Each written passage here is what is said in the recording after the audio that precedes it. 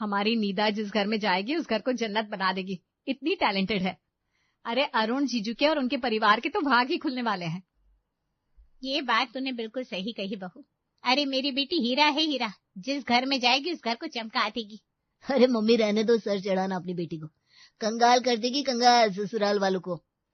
क्या यार भाई, तू हमेशा मेरी टांग क्यों खींचता रहता है? तू जलता है ना मेरे टैलेंट से। अरे इसकी फालतू बातों पर ध्यान मत दे, तू बस अपनी शादी पे ध्यान दे और खुश रह। नीदा और उसका परिवार नीदा की शादी को लेकर बहुत खुश थे। इकलौती बेटी जो थी उनकी, फाइनली वो शादी होकर अपने ससुराल आ जाती है। शादी के बाद उसने पहली बार अपने ससुराल देखे तो उसके तो होश ही उड़ गए। अरुण जी ये सब क्या है? आज हमारी शादी हुई है, ना कमरे में कोई साज सजावट। सजावट तो छोड़ो, ये कमरा कितना पुराना सा लग रहा है, जैसे सालों से इस पर पेंट भी नहीं हुआ। तो क्या हो गया, घर वालों को फालतू शोशा पसंद नहीं है इसलिए सजावट नहीं की है। और रही बात पुराने कमरे और मरम्मत की, तो सालों से हम ऐसे ही रह रहे हैं। क्या अरुण जी, शादी पे तो हर कोई घर को रेनोवेट करवा लेता है, घर ना सही कमरा थोड़ा तो ठीक करना चाहिए था। अरे भाई आज हमारी शादी हुई है और तुम घर को लेकर बैठ गई। नीदा का मूड खराब हो जाता है। अगली सुबह उसकी सास शीतल उसके पास आती है। ये ले बहू, ये साड़ी पहनकर तैयार हो जाना, फिर पहली रसोई की रस्म भी कर लेंगे। ठीक है मम्मी जी, आप जाइए, मैं 15 मिनट में आती हूँ। शीतल जी चली जाती है। ये साड़ी कितने पुराने जमाने की है, वही सादी सी लाल रंग की साड़ी। आजकल लाल रंग कौन पहनता है? मुझे तो ये बिल्कुल अच्छी नहीं लग रही, क्या करूं? एक काम करती हूँ, ये साड़ी बाद में पहन लूंगी, अभी अपनी व्हाइट वाली डिजाइनर साड़ी पहन लेती हूँ, इसे पहनकर पहली रसोई करूंगी। नीदा झटपट तैयार होकर रसोई में पहुंच जाती है। अरे ये क्या देवरानी जी, इतनी फैशन की साड़ी, वो भी शादी के पहले दिन ही व्हाइट कलर। मम्मी जी देख रही हो आप, आजकल की बहुओं के कोई संस्कार ही नहीं है। यह सब क्या है बहू? तुझे मैंने दूसरी साड़ी दी थी ना, वो क्यों नहीं पहनी तूने? और यह क्या पहन लिया? जाकर तुरंत बदल कर आ। लेकिन मम्मी जी क्या बुराई है इसमें?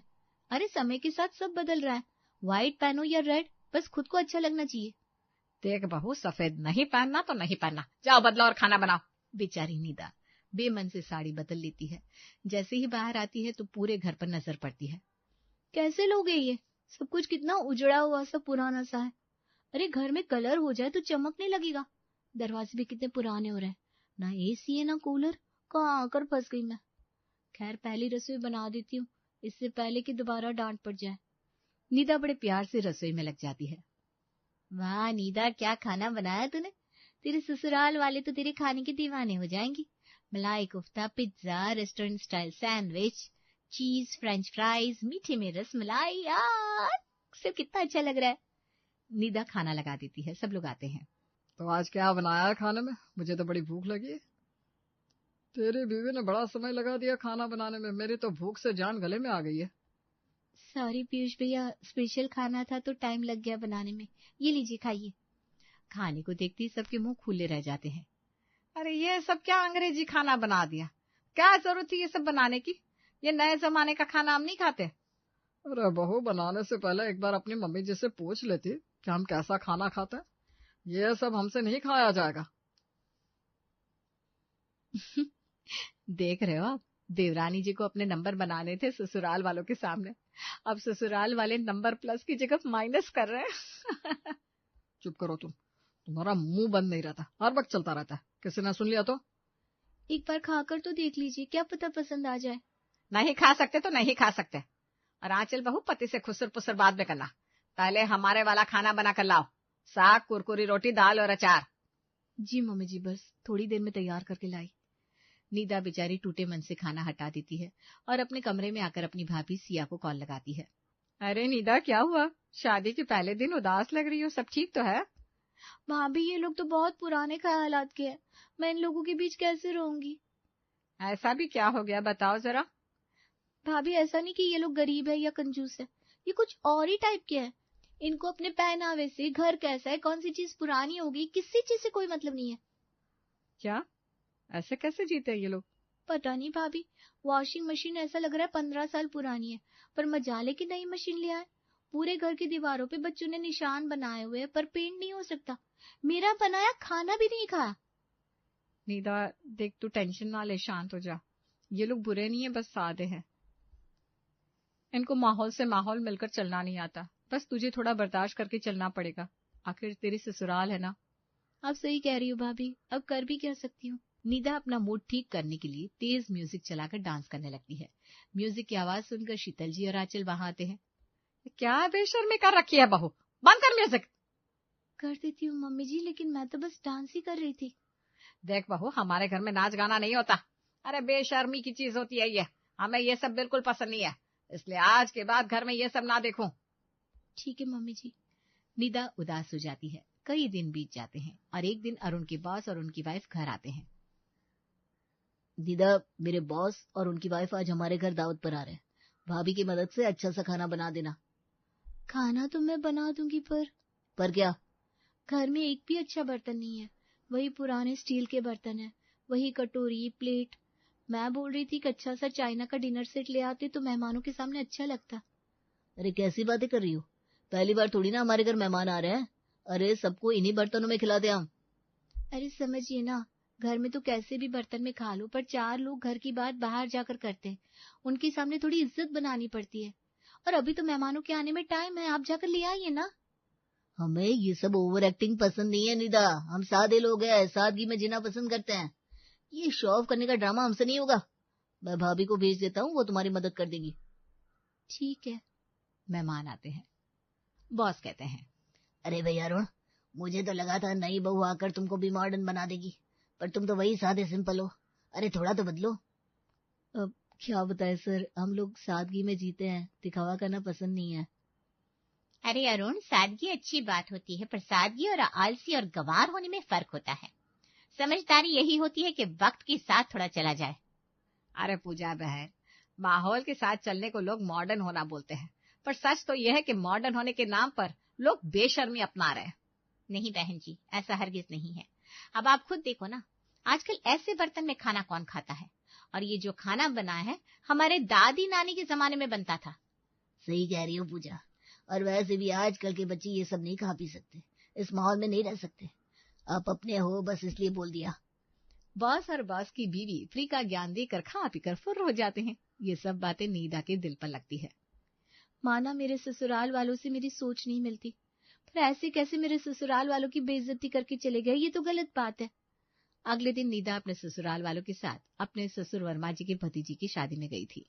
बताओ, शादी में इतना सब करने की क्या जरूरत थी। अरे हम तो हल्दी के नाम पर भी 8 दिन पहले लड़की को मायों में बिठा देते, सीधा मंडप पर ही आती है। और एक ये है, लड़की अपनी शादी पर नाच रही है। अरे तो क्या हो गया, आजकल माहौल बदल रहा है, बच्चे अपनी शादी एंजॉय करते हैं। करते होंगे, हमें तो ये बेशर्मी लगती है। उधर ये हाई क्लास शादी देखकर नीदा खुश हो रही थी। भाभी, ये चाचा जी और हमारे ससुराल का माहौल कितना अलग अलग है ना। ये लोग तो बड़े मॉडर्न हैं, इनकी ड्रेस, इनकी रस्में, इनकी बोलचाल, रख रखाव कितना अलग है, बिल्कुल मेरे मायके जैसा। बात तो सही है, पर अगर मायके की इतनी याद आ रही है तो मायके चली जाओ। क्या भाभी, एक तो आप बात बात पे लड़ने को आ जाती हो। तभी चाचा की एक बेटी और एक बहू वहां आती है। अरे आप तो अरुण भाई की पत्नी है ना। ओह गॉड, कितने गंदे और गंवार है आपके ससुराल वाले, एक पैसा नहीं लगा सकते घर में। सही कह रही हो शीना, बेचारी नई दुल्हन को भी अपने जैसा ही बना दिया होगा। अरे ऐसा भी नहीं है कि पैसा नहीं कमाते, पर रहना वही पुराने जमाने का बनकर।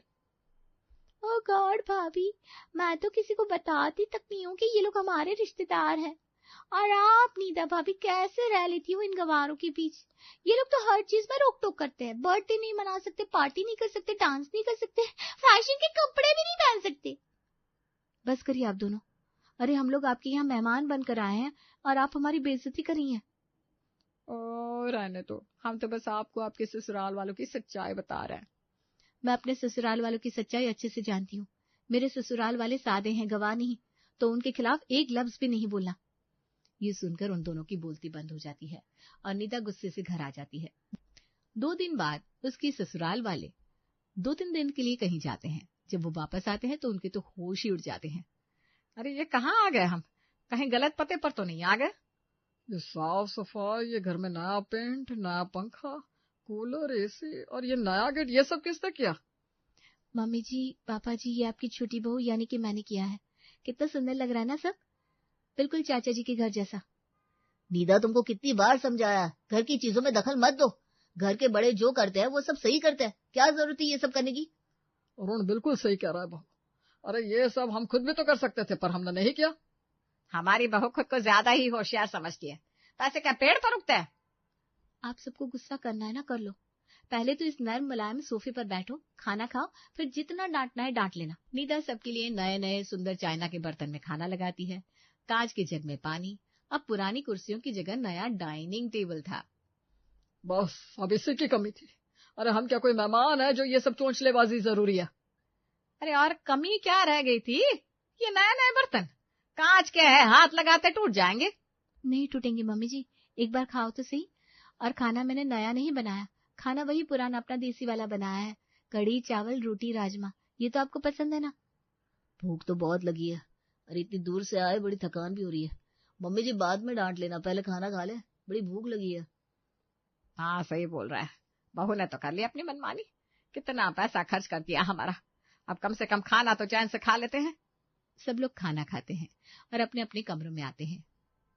इतना सुंदर कमरा, चारपाई की जगह बेड और मुंह देखने का इतना बड़ा शीशा, और ये मखमली बिस्तर। मेरे बेटे को कंगाल कर दिया होगा इसने। उधर ससुर जी का भी यही हाल था। वाह, ये बिस्तर कितना मुलायम है, इस पर तो कितनी अच्छी नींद आएगी, सो जाता हूँ। वही पीयूष और आंचल भी हैरान थे। वाह पीयूष, कितना सुंदर रूम सजाया, नीदा ने तो कमाल ही कर दिया। सही बोल रही हो, हमारे घर में सबका मिजाज पुराना है, बस मेरा अलग है। पर जब भी मैं कुछ करने का सोचता हूँ मुझे कोई करने ही नहीं देता। क्या जरूरत है ये सब करने की? हाँ, कितना मजा आएगा ना अब इस घर में रहने में। तुम फालतू में ही नीदा को गलत समझती रहती थी, आज उसी की वजह से खुश हो। हाँ तो उसने कौन सा अपने पैसे से कर लिया, ससुराल का माल ही तो उड़ाया होगा। अगले दिन सब लोग देरी से उठते हैं क्योंकि नर्म मुलायम बिस्तर ने उनको जकड़ के जो रखा था। अगले दिन अरुण सच सच बता, तूने बहू को दिए थे क्या पैसे घर में खर्चा करने को? अरे मैं क्यों दूंगा पापा जी, मैं रात भर नीदा से लड़ता रहा कि क्या जरूरत है इतना खर्चा करने की। अरे सब जानते हैं हम, तू हमारे मुंह पर अच्छा बनता है, पीठ पीछे अपनी पत्नी के साथ मिला हुआ है। अरे तू नहीं देगा पैसा तो कहाँ से करेगी खर्चा? आपको मेरी बात पर यकीन नहीं है ना, तो खुद अपनी बहू से पूछ लो। बता बहू, इतना खर्चा करने की क्या जरूरत थी? अरे सही से तो रह रहे थे हम। जरूरी था मम्मी जी, बात जब तक आप लोगों की इज्जत पे नहीं आई थी। अरे चाचा की फैमिली कितनी बेइज्जती कर रहे थे हम सबकी, और उस दिन अरुण जी के बॉस भी कितना कुछ बोलकर चले गए थे, तो ये सब करना पड़ा मुझे। लोगों का क्या है, उनका काम है बोलना, उनके ऊपर हम इतना खर्च कर ले?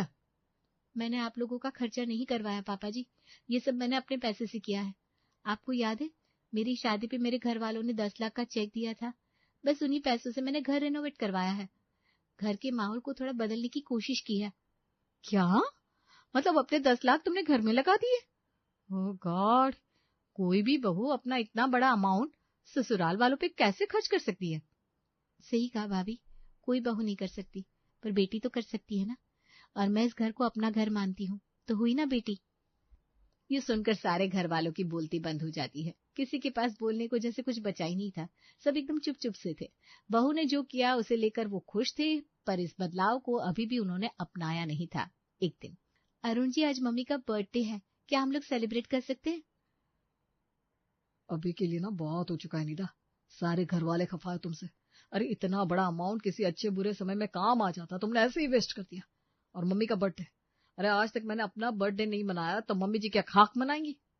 प्लीज एक बार मम्मी जी को राजी कर लो ना, बस एक बार मेरे लिए।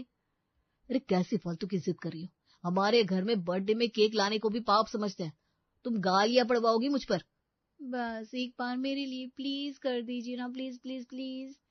निदा जैसे तैसे अरुण को मना लेती है और खुद रेस्टोरेंट पहुंच जाती है। उधर अरुण सबको लेकर रेस्टोरेंट पहुंचता है।